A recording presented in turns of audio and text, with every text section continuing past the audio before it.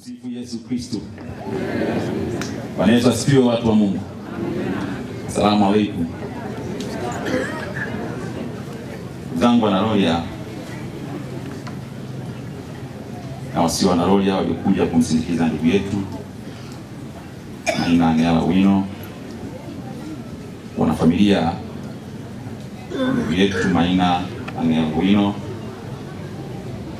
tuongozwa na kaka yetu, rafiki yetu kipenzi, ndugu yetu Peter, ndugu wa marehemu mlioko eneo hili, ombezaji mbalimbali ndio kuhudhuria kuja kumsindikiza ndugu yetu ndugu Maina, viongozi wa chama wa sasa na viongozi wa staafu wote, serikali pamoja na chama. Nilio kusema Bwana Yesu asifiwe. Zangu sote kwa pamoja tumesimama kwenye eneo hili la viwanja hivi kwa familia marehemu. Lengo kubwa ni kumsindikiza ndugu yetu. Ametangulia mbele za haki kwa mapenzi yake Mwenyezi Mungu. Lazima kila mmoja ajiulize kwa nini yeye na si mimi, kwa sababu njia hii sote ndio njia tunayopita. Kinapomsema unasema mwenzako akitangulia, ujue na wewe unafuata katika njia hiyo hiyo. Sote sisi ni wapitaji, tunahuzunika kwa pamoja, na ndio maana sote tumekusanyika hapa kama ndugu na jamaa wa marehemu aliyetangulia mbele za haki. Sitakuwa na maneno mengi sana, lakini nitasema kwa kidogo sana kama shuhuda kwa namna anavyomfahamu ndugu yetu ndugu Maina. Ni ukweli usiopingika kama mimi nimemfahamu ndugu yetu ndugu Maina wakati wa uchaguzi wa mwaka 2020. Kabla ya hapo sikuwa nimemuona kwa maana kumuona face to face, lakini nilikuwa nikimsikia wakati za nyakati za uchaguzi kwa namna alivyokuwa anakuja anatupa karata yake akitamani kuwa nafasi ya ubunge ambayo leo mimi ninayo, lakini Mwenyezi Mungu hakuweza, hayakuwa mapenzi yake kwa wakati huo. 2020 nilisimama na yeye akiwa na imani na matarajio yake kwamba na yeye maono yake na yale anayotarajia ndani ya wilaya hii siku moja awe mbunge, aweze kuwasemea wananchi wa Roya, wananchi wa Tai, kuwasemea changamoto ndani ya bunge, lakini kuwa mwakilishi wao. Naamini yote mnakumbuka namna Maina alikuwa msemaji mzuri, namna ambavyo alikuwa na wiwa na alikuwa ni mzalendo kwa kweli. Tulikwenda kwenye uchaguzi ule, lakini kwa bahati mbaya sana kura hazikutosha. Pamoja na kwamba kura hazikutosha, haikuwa kazi rahisi. Tuliendelea kufanya kazi na yeye. Haikuwa kazi rahisi kwa sababu kama mnafahamu, wakati ninaingia kwenye mchakato wa uchaguzi wowote ule, uwe ubalozi, uwe nafasi ya matawi, nafasi ya kata au nafasi yoyote, mnapoingia kwenye uchaguzi, mnaingia mkidhamiria mmoja atashinda na uko naamini wewe ndio unaweza ukashinda kuliko mwingine. Unapopoteza nafasi, kimsingi wengi wetu nafsi zao huwa hazisikii sawa sawa, huwa zinajikunja, kwa kutamani kumuona mpinzani wako aliyeshinda kwa sababu unaamini mimi nilipaswa kuwa nafasi hiyo. Ushuhuda nao usema kwenye wihala hii ambao tunamsindikiza ndugu yetu Maina hakuwa hivyo. Niliposhinda uchaguzi ule, walipohitajika vijana 20 kwa ajili ya kugombea kura chama kuzunguka kumwombea rais. Wakati huo alikuwa John Pombe Joseph Magufuli na mbunge nilikuwa ni mimi. Makamu wa rais alikuwa mama yetu Dr. Samia Suluhu Hassan. Ndugu yetu Maina alizunguka ndani ya wilaya hii wakiwa pamoja na wale vijana 20 wakikiombea chama, wakikinadi chama, wakiomba wananchi muweze kuchagua Chama cha Mapinduzi. Pasipo kujali kwamba na yeye alitamani nafasi hiyo ya mtu anayemuombea nafasi ya kuwa mbunge. Hakuwa na kinyongo. Alisimama imara, alitangulia nyakati za vita. Hata wakati nakwenda kuomba kura kwenye maeneo yenu ndani ya kata, aliyekuwa anatangulia kuweka sawa mambo, kuhakikisha anachukua changamoto za maeneo yale na ananifikishia nikifika kwenye eneo hilo ili nijue changamoto za maeneo hayo, alikuwa ni Maina Angela Owino. Alifanya hivyo kwa ushirikiano na wenzake, na alifanya hivyo bila kuwa na kinyongo chochote. Angeweza asifanye hivyo kwa sababu ya ile ushindano ambao tulikuwa nao katika nafasi ya ubunge. Hakuwa na roho hiyo. Hata baada ya kushinda uchaguzi ule, ni mmoja ya marafiki naweza nikarudia kusema hivyo, ambao wamekuwa wakinishauri kwa karibu sana. Pale ninapokosea wamekuwa wakinishauri, na pale ninapopatia wamekuwa wakinitia moyo. Hakurudi nyuma kwa sababu ya kuona kwamba hii nafasi aliyochukua huyu bwana ilikuwa nafasi yangu. Hakuwa na hilo. Alikuwa na moyo mweupe kabisa. Nilikwenda nyuma, nilikwenda mbele kutafakari, nikagundua hakufanya hivyo tu kwa sababu ya mbunge peke yake. Maina anafanya hivyo kwa nafasi zote, kwa muda wake wote na kwa watu wote. Na hakuwa rafiki wa mbunge peke yake, alikuwa rafiki wa watu wote hata baada ya uchaguzi mpaka sasa kifo kilivyomkuta. Hakubagua kundi. Kama unafahamu nyakati za kisiasa, kama unakwenda nyakati za uchaguzi, watu huwa wana makundi yao. Maina hakubagua kundi.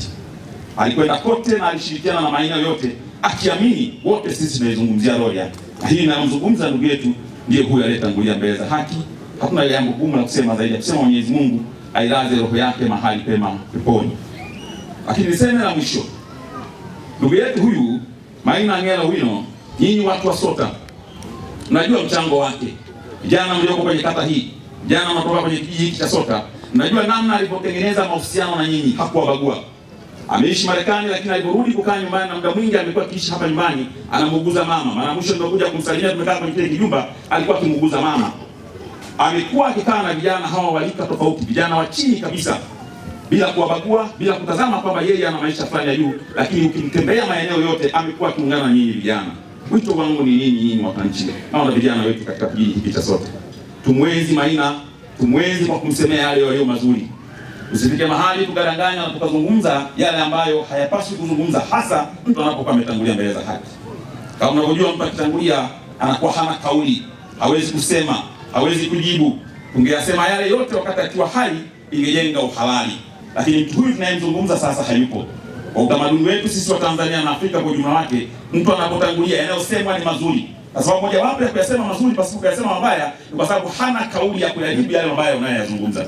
Ndio utamaduni wetu wa Tanzania na utamaduni wa Afrika. Angekuwepo ungeweza kusema mabaya yake ili aweze kuyafafanua. Hayupo, ametangulia. Wajibu wetu sisi kama Tanzania na Wanarorya ni kuendelea kumsemea yale yaliyo mazuri. Ni kuendelea kusema yale ambayo alikuwa akitushauri na yale ambayo alikuwa akianadi kwenye maeneo yetu.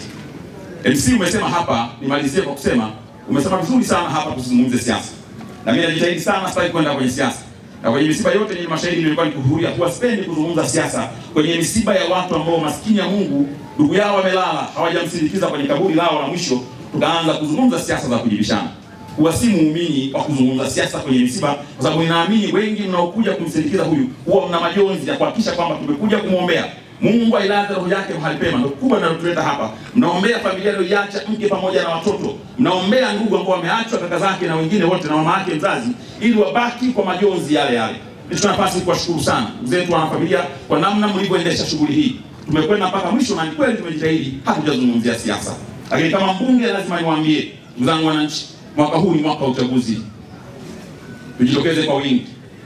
Ndani ya Chama cha Mapinduzi kwa mchakato utafanywa, na mchakato ule unaanza tarehe 1 mwezi wa 5 na utaendelea. Hatujapata mgombea mpaka atakayekwenda kwa mwaka 25 2030. Kwa mujibu wa utaratibu wetu wa chama uko wazi, mgombea atapatikana baada ya vikao vya ndani ya chama. Nitakapomaliza muda wangu mwezi wa 6 nitakuwa mtiania kama wagombea wengine wote. Na ndio maana natoa wito kwa mtu yeyote mwenye sifa za kuhisi kama anaweza kuwa mbunge, ni wajibu wake wa katiba ya chama kujitokeza na kuchukua fomu na kugombea nafasi hiyo. Hiyo ndio wajibu wetu wa chama, ili tuweze kujitokeza sote kwa pamoja nadi yale mazuri ambayo tunapaswa kuwafanyia wananchi wetu. Twende tukazungumze mazuri ambayo yanatuunganisha Wanarorya. Twende tukaunganishe Wanarorya. Twende tutambue kwamba jimbo letu ni jimbo maskini. Sisi ni maskini sana. Tunatakiwa tuzungumze kwa itikadi na umoja wetu ili tusonge mbele. Yeyote anayewiwa anadhani ana uwezo wa kufanya hilo, achukue fomu, tutakwenda kuchuma na ndani ya chama. Na atakayepatikana mmoja asimame kwa kuungwa na wananchi wote. Twende tukasimame kama wananchi wa Rorya, twende tukasimame kama mmoja. Hiyo ndio itakayotuinua sisi wananchi wa Rorya kwa umoja wetu. Natoa wito na narudia, yeyote anayedhani ana sifa kwa kuwa zimetolewa siku 14 achukue fomu. Chukua fomu kwa upendo, jitokeze jinadi ndani ya chama, kwa itakapo ndani ya chama, utakwenda nje. Nimesikia wenzetu wamesema hapa, wamemsikia ndugu yetu amezungumza Uwawa. Anasema yeye yuko tayari kuja ndani ya jimbo la Rorya. Na mimi niwakumbushe kidogo, kama itabahatika, kwa sababu Uwawa nimefanya naye siasa ya chuo na mfahamu vizuri sana. Akiwa mwaka wa 3 niko mwaka wa 3. Amemaliza chuo mwaka wa 3, mimi nimekuwa na miaka 4. Kwa miaka yangu yote 3 nimefanya siasa na ndugu Uwawa. Ananifahamu na anajua misimamo yangu na mimi namfahamu vizuri sana. Ikibahatika Mungu akipenda, sisemi kama mimi nitakaye kuja kwa mgombea wa chama cha, nasema ikibahatika Mungu akipenda, basi itakuwa kimeumana. Atakuwa nakutana na mtu ninayemjua A to B C na atakuwa hanitishi kwa jambo lolote, kwa sababu ninamjua kitu anachokalia, namjua mkoa anaokalia. Na ndio sababu 2020 wakati nakuja kugombea uchaguzi hapa alikimbia akasema mheshimiwa, mbona msubiri sana. Baada ya haya machache sana. Mheshimiwa Rengeza. Baada ya haya sasa, ndugu zangu, nilisema nitongeze kidogo hiyo, na najua sijazungumzia siasa, nimesema yale ambayo yapo. Wananchi, tokezeni kupiga kura, ni mwaka wa uchaguzi. Jenerali Dr. Samia Suluhu Hassan yupo ulingoni na hakuna shaka juu ya uchaguzi na uchaguzi wa Mheshimiwa Rais wa Jamhuri ya Muungano wa Tanzania. Baada ya haya machache, ndugu zangu, nashukuru sana.